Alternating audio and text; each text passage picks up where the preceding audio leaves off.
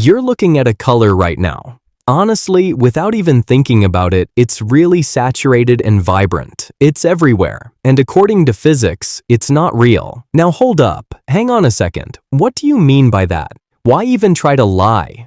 Okay. Calm down. I know you probably might be thinking that we saw this color our whole lives, but trust me in the process. I'll explain everything. Well, you know when we mix the colors red and blue, you get something similar to purple or violet, but some can argue over magenta. Although it has physically no home, but if it's not real, then why can we clearly see it? That's where your brain comes into play, and by the end of this video, you'll no longer see magenta the same way.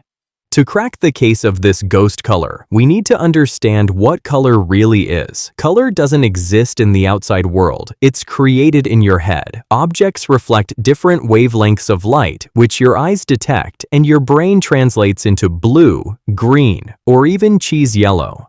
Think of it like a musical instrument. In reality, the outside world is just silent vibrations, aka wavelengths. Your ears hear these vibrations, and your brain interprets them as sound. Color works the same way. We can only see a tiny sliver of the electromagnetic spectrum called visible light, from about 380 to 700 nanometers, and as a result, we see colors. Now, where does magenta go, you may ask?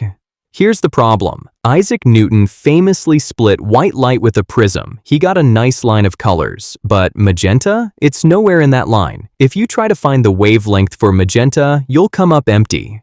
So then, why do we see this so-called false color when we mix these pigments? This happens thanks to a glitch in the wiring of our eyes. Humans are trichromats. We have 3 types of cone cells: long wavelength, red, medium, green, and short, blue. Normally, light hitting a single spot on the spectrum activates a smooth curve of cones, but red and blue light land on opposite ends of the spectrum. They fire up the red cones and the blue cones, but leave the green cones completely silent. Your brain looks at that signal and thinks, red is active, blue is active, but green isn't. That makes no sense. I better make up a new color to fill the gap. And just like that, you see magenta. Enough of the explanation now. Let's look at some interesting examples to make this case further more interesting. The green cut. This gap filling is actually a biological hack because magenta is the opposite of green. It creates maximum contrast. In nature, green forests were the backdrop, and magenta allowed our ancestors to spot ripe fruit instantly.